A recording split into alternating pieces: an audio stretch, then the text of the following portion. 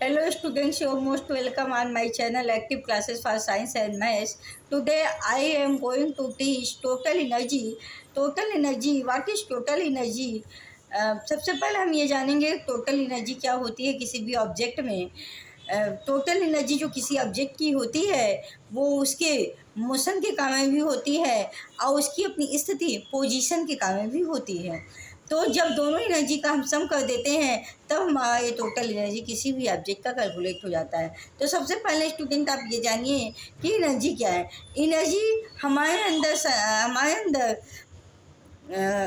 अंदर की जो पावर है, जो हमारे अंदर की कैपेसिटी है, जो जिससे हम किसी वर्क को आसानी से कर सकते हैं, वही एनर्जी है। एनर्जी से ज़्यादा हम काम नहीं कर सकते। मेरे अंदर जितनी एनर्जी होगी हम उतना ही वर्क कर पाएंगे, उसके बाद हम टायर्ड फील करेंगे। तो टोटल एनर्जी किसी भी बॉडी की हो, चाहे वो कोई टेबल हो, चाहे वो कोई मूविंग ऑब्जेक्ट हो, चाहे हमारा आपका चलना हो, चाहे हमारा आपका कहीं भी आना जाना हो, चाहे किसी भी ऑब्जेक्ट की कोई भी एनर्जी हो, लेकिन किसी भी चीज़ की कोई एनर्जी उसके दो चीज़ों के कारण होती है। एक उसके पोजीशन के कारण होती है, दूसरी उसकी स्थिति के कारण होती है, और एक उसकी मूवमेंट के कारण, जो बॉडी मूव कर रही है उसकी मूवमेंट के कारण भी एनर्जी होती है। तो मूवमेंट के कारण जो एनर्जी होती है किसी ऑब्जेक्ट में, उसको हम काइनेटिक एनर्जी कहते हैं। और जो कोई ऑब्जेक्ट किस चीज़ से बना है या उसकी स्थिति पोजीशन के कारण जो उसके अंदर एनर्जी संचित है, उसके अंदर एनर्जी कंज्यूम्ड है, तो उस एनर्जी को हम पोटेंशियल एनर्जी कहते हैं। तो आप देखिए टोटल एनर्जी होती क्या है।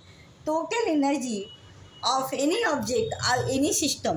In physics, total energy of the system is sum of their kinetic energy is denoted by Ke, kinetic energy due to motion, and potential energy due to position is denoted by Pe, is known as total energy of an object. किसी भी object की जो total energy होती है, जब हम उसकी motion के कारण जो एनर्जी है काइनेटिक एनर्जी, उसको, और जब उसके पोजीशन के कारण जो एनर्जी है पोटेंशियल एनर्जी, उन दोनों को जब हम ऐड कर देंगे, सम कर देंगे, जो हमारा रिजल्ट आता है वही हमारी उस बॉडी की टोटल एनर्जी होती है। तो यहाँ पे देखिए E total means total energy is equal to kinetic energy due to motion of object plus potential energy due to position of object. फिर ये total is equal to kinetic energy होती है हाफ mv²। तो putting the value of kinetic energy half mv² and putting the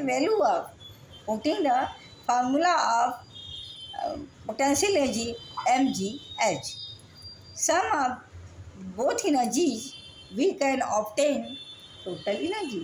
Total energy is equal to 1/2 mv² plus mgh, where m क्या है, m is the mass of the object। कोई भी body move कर रही है या अपनी स्थिति में बनी हुई है तो उसका ऑब्जेक्ट का मास क्या है। हाइट क्या है, वो बॉडी कितनी ऊंचाई से नीचे फॉल डाउन अर्थ की तरफ आ रही है। वी क्या है, वेलोसिटी ऑफ ऑब्जेक्ट है। कोई भी बॉडी मूविंग है, जैसे मूवमेंट ऑफ वेलोसिटी वी है, तो वो कितने मीटर पर सेकंड से की वेग से चल रही है। जी जो है ग्रेविटेशनल एक्सीलरेशन है, जिससे अर्थ अट्रैक्ट करती है किसी बॉडी को। इसकी वैल्यू हमेशा फिक्स होती है और इसकी वैल्यू होती है 9.8 मीटर पर सेकेंड स्क्वायर। ये है ग्रेविटेशनल एक्सीलरेशन, माने वो एक्सीलरेशन, वो में चेंजिंग जिसके कारण अर्थ अपनी तरफ किसी बॉडी को अट्रैक्ट करती है। और ये आपका वेलोसिटी ऑब्जेक्ट है, जिस वेलोसिटी से कोई ऑब्जेक्ट मूव कर रहा है। तो आपका जो जी की वैल्यू होती है वो फिक्स होती है। जी की वैल्यू 9.8 मीटर पर सेकेंड स्क्वायर होती है, और या तो इसको सीधे 10 भी कहीं कहीं पे लिखा जाता है, क्योंकि ये वैल्यू नियर अबाउट 10 के है, इसलिए। अब अगर आपको स्टूडेंट किसी बॉडी का मास दे दिया जाए और वेलोसिटी दे दिया जाए, ठीक, मास दे दिया जाए, वेलोसिटी दे दिया जाए, और वो ऑब्जेक्ट कितनी ऊंचाई से फॉल डाउन हो रहा है अर्थ पर, तो आप इस वैल्यू को पुट करके टोटल एनर्जी कैलकुलेट कर सकते हैं। एम की वैल्यू मास रखना है, जी की वैल्यू यही रखनी है, एच की वैल्यू आपको दिया रहेगा, वी की वैल्यू दिया रहेगा, हाफ यहाँ पे आपको रखना ही है। पूरी वैल्यू को अगर आप पूरा फार्मूला अगर सॉल्व कर लेंगे तो उसी ऑब्जेक्ट की टोटल एनर्जी आपको मालूम हो जाएगी। टोटल एनर्जी आप आसानी से प्राप्त कर सकते हैं। तो स्टूडेंट, एनर्जी जो होती है, एनर्जी कुछ भी नहीं है। एनर्जी किसी बॉडी में वो कैपेसिटी है जिसके एबल, जो उसको एबल बनाती है किसी वर्क को करने के लिए, किसी भी वर्क को करने के लिए, चाहे वो वर्क शार्ट हो, चाहे वो बहुत ज़्यादा हो। लेकिन ये डिपेंड करता है एनर्जी पे कि आपकी एनर्जी, आपके अंदर एनर्जी ज़्यादा है या कम है। आपकी एनर्जी कम है तो आप कम वर्क कर पाओगे, आपकी एनर्जी बहुत ज़्यादा है, कैपेसिटी बहुत ज़्यादा है तो आप बहुत ज़्यादा वर्क कर पाओगे। जैसे आपकी एनर्जी कम है तो आप 2 ही घंटे, बस 2 आवर्स ही पढ़ पाओगे। बहुत ज़्यादा पोटेंशियल है आपके अंदर, बहुत ज़्यादा आपकी एनर्जी है तो आप 6-7 घंटे भी पढ़ सकते हो। तो क्योंकि हम लोग जब पढ़ाई करते हैं, टीचिंग हम पढ़ाते हैं और आप पढ़ते हो, तब भी हम लोग एक मेंटल वर्क करते हैं। तो मेंटल वर्क भी हमारा एनर्जी से ही होता है। अगर हमारे अंदर एनर्जी नहीं है तो हम मेंटल वर्क भी उतने अच्छे से नहीं कर सकते। हमारे ब्रेन की कैपेसिटी के अनुसार ही हम अपनी पढ़ाई को कंप्लीट कर सकते हैं।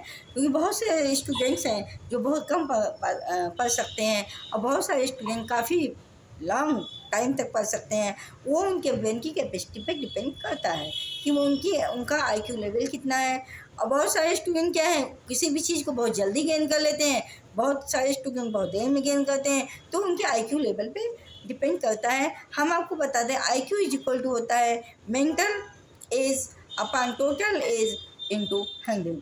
इससे आप किसी भी स्टूडेंट का आईक्यू लेवल निकाल सकते हो, जिससे कि ये पता चल जाएगा कि स्टूडेंट की ब्रेन की कैपेसिटी गेनिंग की क्या है। ठीक, तो हमने आपको पोटेंशियल और काइनेटिक एनर्जी बताया। एनर्जी जो है आपका न तो क्रिएट किया जा सकता है, ना तो डिस्ट्रॉय किया जा सकता है, बस one form to another form change किया जा सकता है। जैसे आप फैन को चलाते हो तो उसमें इलेक्ट्रिक एनर्जी किसमें क्या चेंज होती है, एयर एनर्जी में। जैसे आप किसी भी मशीन को चलाते हो, हाथ से चलाते हो, आपकी जो मसल्स एनर्जी है वो कन्वर्ट होती है मैकेनिकल एनर्जी में। ठीक, अगर आप उसको इलेक्ट्रिक से चलाते हो तो इलेक्ट्रिकल एनर्जी आपका वर्क एनर्जी में कन्वर्ट होता है। तो बहुत सारे एनर्जी के कन्वर्जन होते हैं और केवल एनर्जी को एक फॉर्म से दूसरे फॉर्म में हम कन्वर्ट कर सकते हैं और इससे ज़्यादा हम कुछ भी नहीं कर सकते।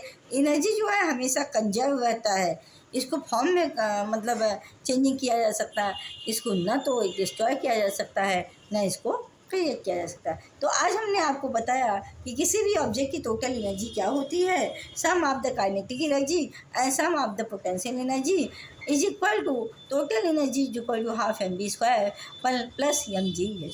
तो सो स्टूडेंट, आज के लिए इतना ही और फिर कल मिलेंगे इसी एनर्जी के टॉपिक पर, नेक्स्ट टॉपिक पर मिलेंगे और बताएंगे आपको कि ट्रांसफॉर्मेशन एनर्जी की कैसे होती है, क्या होती है, कैसे आप समझते हो कि ये एनर्जी चेंज हुई है या नहीं चेंज हुई है। आज के लिए स्टूडेंट इतना ही। Thank you so much, all the best, take care. अगर आपको हमारा वीडियो पसंद आता है तो आप इसको लाइक शेयर सब्सक्राइब करना मत भूलिएगा। Thank you so much, good afternoon, all the best.